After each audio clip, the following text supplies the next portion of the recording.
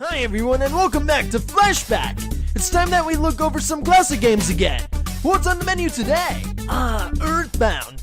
You see, for the people who may not know, Earthbound is the second game in the Mother series and it was pretty successful in Japan, but not in North America. The thing is, one of the reasons why the game wasn't successful in North America was because the marketing line was, "This game stinks," which was actually referring to the scratch and sniff stickers included with the game. Yeah, in hindsight, not the best idea for advertising a game like this, but anyway, I'm getting off track, I'll get back to this later. The game was released for the SNES on August 27th, 1999 in Japan, and on June 1st, 1995 in North America. It was designed and directed by Shigesatsu Itoi with music by Hiroshi Kanazu, Keiichi Suzuki, and Hirokazu Tanaka. As mentioned before, the game wasn't that successful in North America during the first launch. However, years later, the game is now lauded by gamers worldwide for humorous depictions of American culture and parody of the RPG genre, and has since become a cult classic. Earthbound was released on Nintendo's Virtual Console service for the first time on March 20th, 2013 in Japan, and July 18th, 2013 in North America, and for the first time Australia and Europe.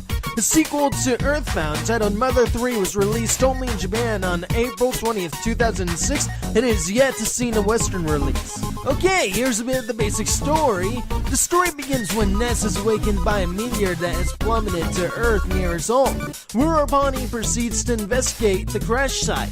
When Ness gets to the crash site, he discovers a police roadblock and Pokey Minch, his friend and neighbor, who tells him to go home. Some friend.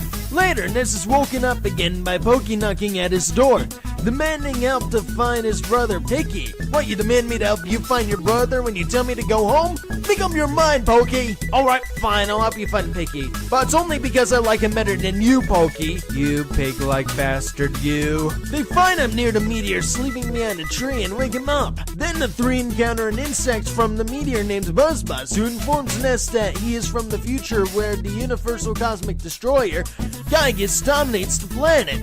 Buzzbuzz senses great potential in Ness and instructs him to embark on a journey to seek out and record the melodies of 8 sanctuaries, unite his own powers with the Earth's, and gain the strength required to confront Gygus. Now the gameplay. Earthbound features many traditional RPG elements. The player controls a party of characters who travel through the game's two-dimensional world that is composed of villages, cities, and dungeons.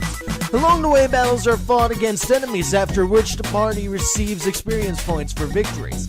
If enough experience points are acquired, a character's level will increase. This increases the character's abilities like strength, defense, and health. Earthbound breaks traditional RPG features by not utilizing a world map. Instead, the world is entirely seamless, with no differentiation between towns and the outside world. Another non-traditional element is the perspective used for the world. The game uses oblique projection, while most 2D RPGs use a top-down view on a grid or an isometric perspective. I should also mention that currency is indirectly received from Ness's father, who can also save the game's progress. Each time the party wins a battle, Ness's father deposits money in an account that can be withdrawn at ATMs.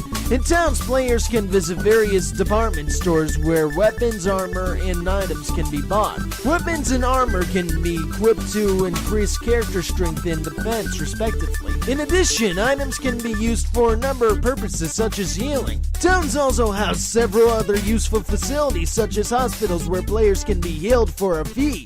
Alrighty then, here's my opinion. From what I played online, I honestly think this game is fairly decent. I mean, the concept is pretty original, some of the music is pretty well done, which if you've never heard any of the Earthbound music, I'd recommend you check it out, seeing as they tried their best to keep a sound that was fairly similar to Western culture. Now, I understand the reference you have for Ness's default name in Earthbound. It, of course, is a play on the name of the original NES system, but I prefer to name the main character whatever I want, so at least I can do that, as opposed to Ness. Also, no need to worry about my gripe with any save function in this look back. As I mentioned, you save by calling your dad in-game! Overall, I have to say I like this game quite a bit, and I really wish it didn't do that bad during the first launch. I mean, I blame bad advertising for its downfall. Oh well, I guess that's something I'll just have to deal with. I just thought I'd mention this gripe though. It can take a while to actually get enough XP to actually beat some bosses, so you have to fight a bunch of the gang members over town over and over and over until you can beat these higher bosses, which can take a lot of time and effort, but that's honestly nothing too big. This has been Flashback. I'm XephThePanda. I'll see you guys later. Bye, everyone.